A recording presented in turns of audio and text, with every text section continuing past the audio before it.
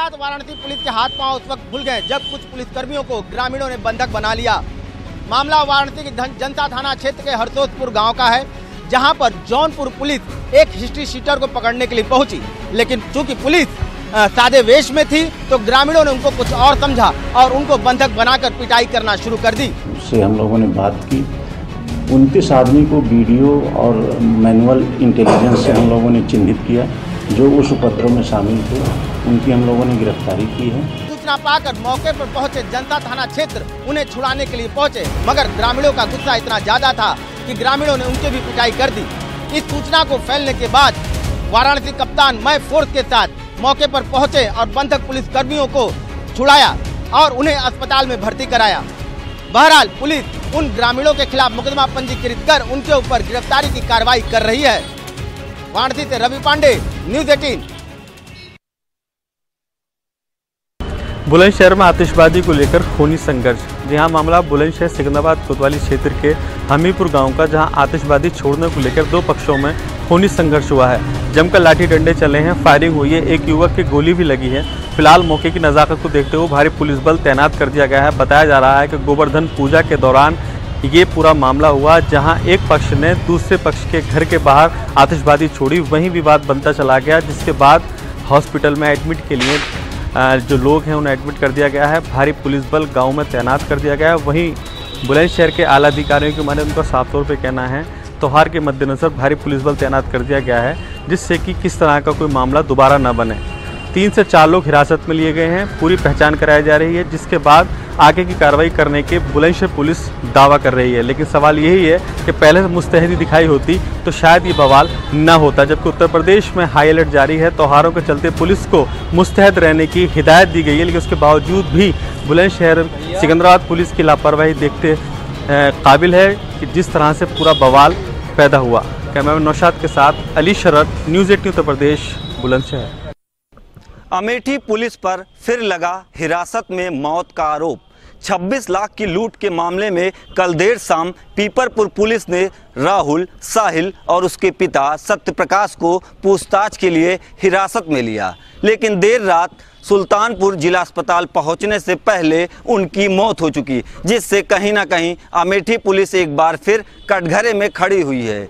वहीं पीड़ित पक्ष का आरोप है कि पूछताछ के लिए लाए गए हमारे परिजनों को देर रात तक अमेठी पुलिस मारपीट करती रही और तमाम तरह की यातनाएं भी दी गई, जिससे कि उसकी मौत हो गई। वहीं सुल्तानपुर जिला अस्पताल में तैनात डॉक्टर की माने तो उनका कहना है कि भादर CSC से जब ये केस रेफर होकर सुल्तानपुर पहुंचा तब तक युवक की मौत हो चुकी थी। तो वहीं इस पूरे मामले पर पीपरपुर पुलिस के थाना प्रभारी को कटघरे में खड़ा करते हुए तमाम तरह के सवाल खड़े हो रहे हैं और पूरे मामले पर अमेठी की पुलिस अधीक्षक ख्याति गर्ग कड़ी कार्रवाई करने की बात कर रही हैं। जिस तरीके से अमेठी में खाकी के इकबाल पे लगातार सवाल खड़ा हो रहा है, वो एक जरूर अपने आप में बड़ा सवाल है। पप्पू पांडे, न्यूज़ 18, अमेठी। दीपावली के बाद लंबी दूरी की जो ट्रेनें हैं वो फुल चल रही हैं और ट्रेनों में लोगों को रिजर्वेशन नहीं मिल रहा है। और ये जो ट्रेन है ये LTT से फैज़ाबाद के लिए है और इस ट्रेन में आप देख सकते हैं ये स्लीपर कोच है और जो इसकी कैपेसिटी है 72 से ज़्यादा लोग इसमें भरे हुए हैं और काफ़ी लोगों को दिक्कतें हो रही हैं। और जो लंबी दूरी की ट्रेनें हैं वो लेट भी चल रही हैं, जिसकी वजह से भी यात्री खासे परेशान हैं। और इन ट्रेनों में इस तरह से लोग बाहर भी बैठे हैं और बैठकर लोग यात्रा कर रहे हैं और ज़्यादा क्षमता से अधिक यात्रियों के होने की वजह से, क्योंकि सबको जल्दी घर पहुंचना है, छठ पर्व भी 2 और 3 को पड़ रहा है, तो लोग जल्द से जल्द अपने घर पहुंचना चाहते हैं। जो लोग दीपावली में घर नहीं पहुंचे हैं वो छठ पर कम से कम पहुंचना चाह रहे हैं। इस वजह से भी ट्रेनों में ज़्यादा भीड़ है और ख़ासतौर पर जो मुंबई रूट से आ रही हैं, सूरत से आ रही हैं ट्रेनें, उन ट्रेनों में काफ़ी भीड़ देखी जाए, क्योंकि ट्रेनें लेट भी चल रही हैं और एक तरह से बर्थ कम मिल रही है लोगों को और तमाम सीटें हैं जो कन्फर्म नहीं हो पा रही हैं लोगों की बर्थ। और जो भी ट्रेनें हैं, चाहे आने की बात हो या जाने की बात हो, सभी ट्रेनों में रिजर्वेशन फुल चल रहा है और एयर किराया भी काफ़ी बढ़ गया है कई गुना तक, तो लोग एयर को भी आप नहीं कर पा रहे हैं, वहाँ भी टिकट नहीं मिल रहा है। ट्रेन ही लोगों का एक भरोसा है और ट्रेन भारतीय लोगों की जो है लाइफलाइन कही जाती है और यही वजह है कि लोग जो लंबी दूरी की ट्रेनें हैं उनसे सफ़र कर अपने घर पहुँचना त्योहारों में चाहते हैं और जो अब छठ पूजा में आना चाह रहे हैं या वो दीपावली के बाद यहाँ से बाहर जाना चाह रहे हैं तो उनको खासी दिक्कतों का सामना करना पड़ रहा है। कैमरा पर्सन संजीव मिश्रा के साथ सर्वेश दुबे, न्यूज़ 18 प्रयागराज। गरीब व निराश्रित लोगों की मदद के लिए जिलाधिकारी नागेंद्र प्रसाद सिंह ने बड़ी पहल की है। उन्होंने जिले में मोबाइल रोटी बैंक का शुभारंभ किया है।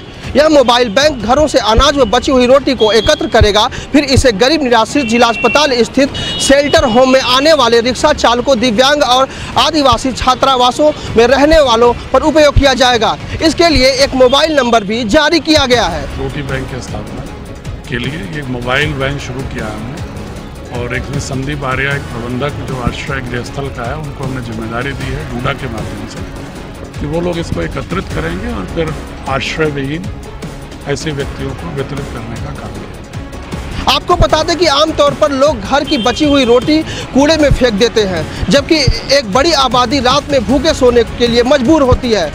वहीं होटलों में भी प्रतिदिन बहुत सारा खाना वेस्ट होता है। इसे देखते हुए डीएम ने मोबाइल बैंक रोटी का स्थापना किया है, जो पूरे जिले में एक चर्चा का विषय बना हुआ है। अभिषेक उपाध्याय, न्यूज़ 18 आजमगढ़। आगामी 2 तारीख को छठ का महापर्व आने को है। ऐसे में जो छठ मनाते हैं उन लोगों ने तमाम तैयारियां पूरी कर ली हैं। वहीं दूसरी ओर शासन और प्रशासन द्वारा भी यहां तैयारियां चल रही हैं। फिलहाल हम खड़े हैं गाजियाबाद के हिंडन नदी के घाट पर। आप देख सकते हैं यहाँ छठ मैया के लिए पूजा के लिए यहाँ पे जगह जगह घाट बनाए गए हैं और ये आप देखते गुंबद नुमा यहाँ पे बनाए हुए हैं। और साथ ही ऐसा नहीं है कि अभी भी काम नहीं चल रहा है, काम करने वाले लोग अभी भी यहाँ काम कर रहे हैं, क्योंकि छठ का महापर्व जो है वो पूर्वांचल और बिहार में बड़े ही धूमधाम से मनाया जाता है। ऐसे में शासन और प्रशासन भी कोई कोर कसर नहीं छोड़ना चाहता है, जिसके चलते ही गाजियाबाद की हिंडन नदी पर इस तरह के घाट बनाए गए हैं और यहाँ तकरीबन हजारों की तादाद में श्रद्धालु आते हैं और छठ मैया की पूजा करते हैं। आपको बता दें आगामी 2 तारीख को यानी कि 2 नवंबर को छठ का महापर्व है और उस दिन रात को पूरे दिन जल में खड़े रहने के बाद सुबह सूर्यदेव को अर्घ्य देकर छठ की पूजा की समाप्ति भी की जाती है। कैमरा पर्सन शिवम के साथ अमित राणा, न्यूज़ 18 उत्तर प्रदेश। नोएडा में पोल्यूशन बहुत खतरनाक स्तर पर है और इतना पोल्यूशन आपको बीमार और बहुत बीमार बना सकता है। नोएडा में लगातार AQI बढ़ रहा है और आज का AQI नोएडा का करीब 392 है। इतना खतरनाक स्तर पर एयर पोल्यूशन इंडेक्स होने पर बहुत लगातार सावधानी बरतने की ज़रूरत है, क्योंकि लोग जो अस्थमा के पेशेंट हैं, जो सांस के मरीज हैं, उनके लिए ये बिल्कुल जहरीली हवा है। और इस समय आप तस्वीरों में देख सकते हैं कि ये कोई कोहरे की वजह से धुंध नहीं है, सूरज नहीं दिखाई दे रहा है नोएडा में, ये सिर्फ और सिर्फ स्मॉग है। आप तस्वीरों में देख सकते हैं कि किस तरह से पूरा गैस का चैम्बर जो है वो बना हुआ है इस समय नोएडा। और इतना हालांकि कल से कुछ पोल्यूशन लेवल कम है, दीपावली के आज तीसरा दिन है और पोल्यूशन लेवल लगातार बढ़ रहा है। इसको लेके तमाम दावे जो है प्रशासन के फेल होते नजर आ रहे हैं। ग्रैब सिस्टम लगाया गया, वो भी कहीं ना कहीं फेल होता दिख रहा है। 4 तारीख से दिल्ली NCR में जो दिल्ली है वहाँ पर ऑड इवन शुरू होने वाला है, उससे भी कितना फर्क पड़ेगा वो आने वाला टाइम बताएगा। लेकिन जब तक तेज हवाएं नहीं चलेंगी, बारिश नहीं होगी, जब तक जो पॉल्यूशन का स्तर है वो फिलहाल कम होता नहीं नजर आ रहा है। कैमरा पर्सन कुलदीप के साथ कुणाल जायसवाल, न्यूज़ 18 उत्तर प्रदेश, नोएडा। कूड़ा जलाना प्रतिबंधित है और उसके लेके न्यायालय भी सख्त है, मगर अधिकारी शायद ये बात नहीं समझ पा रहे हैं, इसीलिए खुलेआम कूड़ा जलाया जा रहा है, वो भी तब जब पॉल्यूशन लेवल पीक पर है। कानपुर प्रदूषित शहरों में अपना कीर्तिमान स्थापित कर चुका है। अगर AQI की बात की जाए तो 600 तक दीपावली वाले दिन काउंट किया था, क्या उसके नेक्स्ट डे की अगर बात की जाए तो 368 तक था और उसके बाद 300 तक। लेकिन आप देख जिस प्रकार से कूड़ा जलाया जा रहा है, इससे क्षेत्रवासियों के लिए अच्छी खासी परेशानी का सबब है। नगर निगम की लापरवाही साफ तौर पर देखी जा सकती है, जिस तरह पॉलीथीन, कागज़, मोमिया और तमाम चीज़ें जलाई जा रही है। जिस प्रकार से धुआं है, ये लोगों के ज़िंदगी में जहर घोलता लगा जा रहा है और ये रिहायशी इलाकों का ये हाल है, जब रिहायशी इलाकों में लोग रहते हैं और किस प्रकार से काला धुआं उड़ उड़ के पूरे घरों तक जा रहा है। लोगों का सांस लेना दुर्भर है, मगर अधिकारियों को शायद ये बात समझ नहीं आ रही है और कूड़े को जिस डंप में रखना चाहिए, कूड़े को उठाना चाहिए, उस कूड़े को उठाया नहीं जा रहा है और लोग अपना अपना पल्ला झाड़ते नजर आ रहे हैं। तो कहीं ना कहीं नगर निगम लापरवाह बना है और लोगों की जिंदगियों से खिलवाड़ कर रहा है। इस कूड़े का निस्तारण होना चाहिए, मगर ये बात कागजों में निस्तारित जरूर हो रही है, मगर वास्तविकता आप लोगों के सामने है। तो इससे समझा जा सकता है कि नगर निगम अपने कार्य के प्रति कितना सजग है। विजिलेंस आशीष पांडे के साथ अमित गंजू, न्यूज़ 18 कानपुर। दीपावली में हुई रोशनी ने जहां एक तरफ पूरे शहर को जगमग कर दिया, वहीं दीपावली में हुई पटाखों की चिंगारी ने कई घरों, मकानों और दुकानों में तबाह कर दिया। शहर से लेकर गांव तक कई जगह आज घटनाएं हुई जिसमें बहुत बड़े पैमाने पर नुकसान हुआ है। शहर से लेकर के गांव की बात करें तो दुकानों में, मकानों में और होटल के पास एक बड़ी दुकान में भी पटाखे की चिंगारी से आग लगी, जिसके चलते व्यापारियों को, लोगों को काफ़ी बड़ा नुकसान उठाना पड़ा। वहीं फायर ब्रिगेड की गाड़ी को भी दीपावली की पूरी रात से लेकर अगले दिन तक कड़ी मशक्कत करनी पड़ी। फिलहाल कई जगह पर आग लगी है, जिसका पूरा जो कारण है वो पटाखों की चिंगारी को ही जाता है। ऐसे में अब सवाल ये उठता है, क्या अगली बार दीपावली में पटाखों की चिंगारी से बचाने के लिए कोई ऐसे उपाय करेगी ताकि लोगों को दीपावली के समय नुकसान ना होने पाए। अश्विनी मिश्रा, न्यूज़ 18, झांसी। दीपावली पर हर व्यक्ति अपने घरों की सफाई करता है, प्रतिष्ठानों की सफाई करता है, लेकिन वही गंदगी सड़कों पर ढेर लग जाती है। आप देख सकते हैं मुरादाबाद में दीपावली की छुट्टी के बाद कूड़े का क्या हाल है। जो सार्वजनिक रास्ते हैं वो कूड़े से बंद हैं। ये एक स्कूल का रास्ता है, एक धार्मिक स्थल का रास्ता है, लेकिन पूरे रास्ते पे आप देख सकते हैं 3 दिन से यहाँ की सफाई नहीं हुई है। कूड़ा पूरा हटा पड़ा है। ये एक सड़क है, इस सड़क से ट्रैफिक गुजरता है, लेकिन पिछले 3 दिन से यहाँ का ट्रैफिक बंद है और लोगों को एक लंबा रास्ता घूम के जाना पड़ रहा है। जा ही नहीं सकते, ना गाड़ी से जा सकते ना पैदल जा सकते। स्कूल भी करीब है, मस्जिद भी करीब है। इस बात को नगर निगम को ध्यान रखना चाहिए।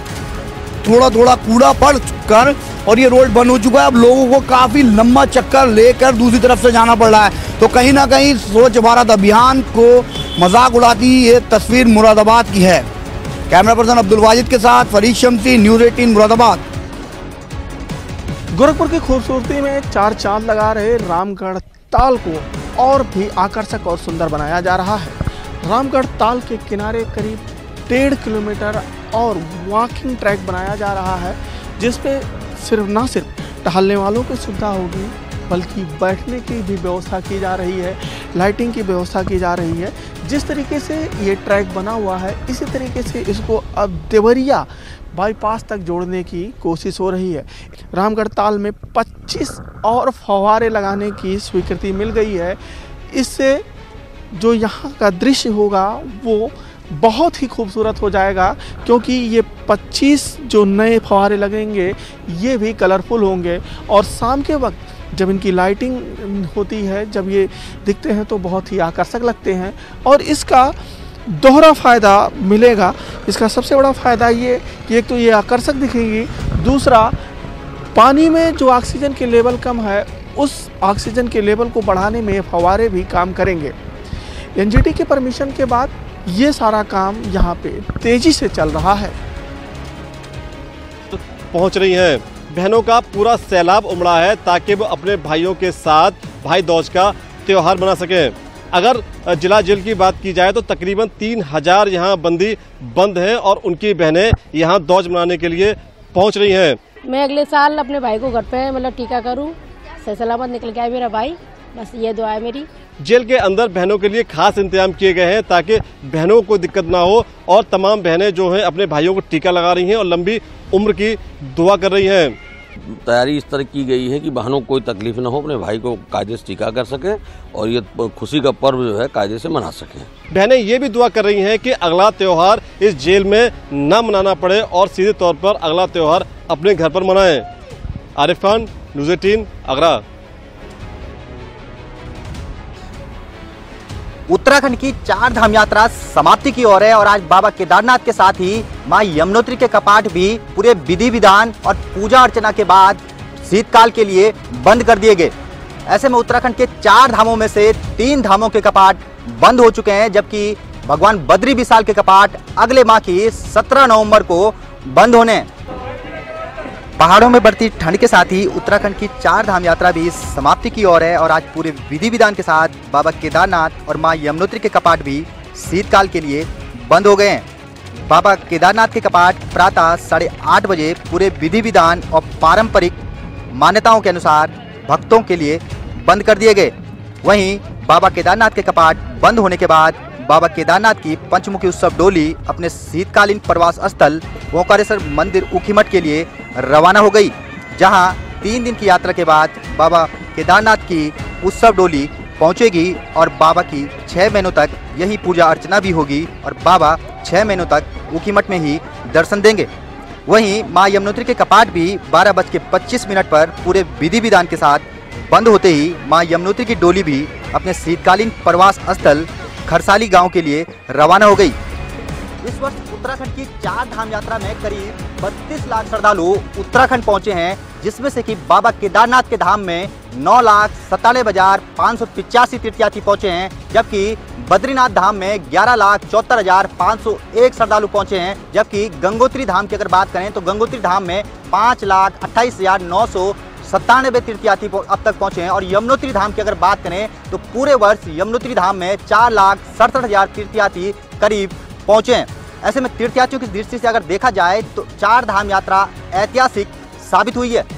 शैलेंद्र रावत, न्यूज़ 18, केदारनाथ। हल्द्वानी में खाली हुए एटीएम, कैश के लिए परेशान हुए लोग कैश के लिए बड़ी उम्मीदों के साथ एटीएम तक पहुंच रहे हैं, लेकिन उन्हें खाली हाथ लौटना पड़ रहा है, क्योंकि दीपावली के चलते शहर और उसके आसपास के सारे एटीएम खाली हो चुके हैं। लिहाजा लोग कैश के लिए परेशान हैं। हल्द्वानी के 150 से ज्यादा एटीएम का यही हाल है। कुछ एटीएम में मौजूद गार्डों ने तो एटीएम के बाहर कैश न होने का बोर्ड तक लगा डाला है। हालांकि मंगलवार को तकरीबन 4 दिन की छुट्टी के बाद खुले बैंक शाम तक लोगों को कैश के संकट से कुछ राहत दे सकते हैं। सर एटीएम में काफ़ी दिक्कत हो रही है। एटीएम में कैश भी नहीं है, 3-4 दिन हो गए और हमें भी प्रॉब्लम हो रही है। मतलब यह है कि कोई भी सामान खरीदने जाओ तो कैश नहीं है बैंक में, एटीएम में भी नहीं है, बैंक भी काफ़ी दिनों से बंद है। त्योहारों में लोगों को सबसे ज्यादा कैश की जरूरत होती है, लेकिन ऐसे समय में अगर एटीएम्स के जरिए कैश नहीं मिल रहा है तो जाहिर तौर पर ये बैंकों के खराब फाइनेंशियल मैनेजमेंट का नतीजा है। कैमरा पर्सन अनुज कुमार के साथ शैलेंद्र नेगी, न्यूज़ 18, हल्द्वानी। उत्तराखंड में पंचायत चुनाव के सेकेंड फेज में अब ब्लॉक प्रमुख और जिला पंचायत अध्यक्षों का चुनाव होना शेष है। जिला पंचायत अध्यक्षों के लिए आज शाम तक आरक्षण की सूची जारी हो जाएगी, तो माना जा रहा है कि नवंबर 1 वीक तक ब्लॉक प्रमुख और जिला पंचायत अध्यक्षों के चुनाव भी संपन्न करा लिए जाएंगे। उत्तराखंड में 89 ब्लॉकों में ब्लॉक प्रमुख का चुनाव होना है, तो हरिद्वार को छोड़कर 12 जिला पंचायतों में जिला पंचायत अध्यक्ष पदों का चुनाव होना है। दोनों ही पार्टियां अपनी अपनी जीत का दावा कर रही हैं। हालांकि यह अलग बात है कि 21 अक्टूबर को जब जिला पंचायत सदस्यों के चुनाव परिणाम सामने आए थे तो 142 जिला पंचायत सदस्य सीटों के साथ निर्दलीय सबसे आगे बने हुए थे। दूसरे नंबर पर भाजपा थी और 88 जिला पंचायत सदस्यों के साथ तीसरे नंबर पर कांग्रेस बनी हुई थी।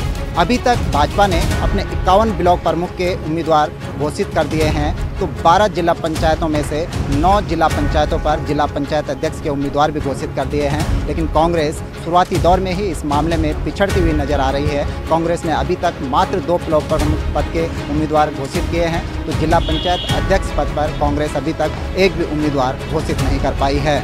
इस बीच राज्य में बड़े पैमाने पर जिला पंचायत और क्षेत्र पंचायत सदस्यों की खरीद फरोख्त की बात सामने आ रही है। इस बात को बल तब मिला जब कल पिथौरागढ़ में चमोली के 31 जिला पंचायत और क्षेत्र पंचायत सदस्य पाए गए। माना जा रहा है कि इन सदस्यों को घेराबंदी कर पिथौरागढ़ ले जाया गया था, ताकि वो ठीक मतदान के दिन उनको वापस चमोली लाया जा सके और एक उम्मीदवार के पक्ष में उनका मतदान कराया जा सके। अब देखना होगा कि नवंबर 1 वीक में जब ब्लॉक प्रमुख और जिला पंचायत अध्यक्ष पदों के परिणाम सामने आएंगे तो कौन सी पार्टी अपना दबदबा बना पाती है। कैमरा पर्सन अनिल नेगी के साथ सुनील नौकरवात, न्यूज़ 18, देहरादून। चलिए बात तमिलनाडु की। तमिलनाडु के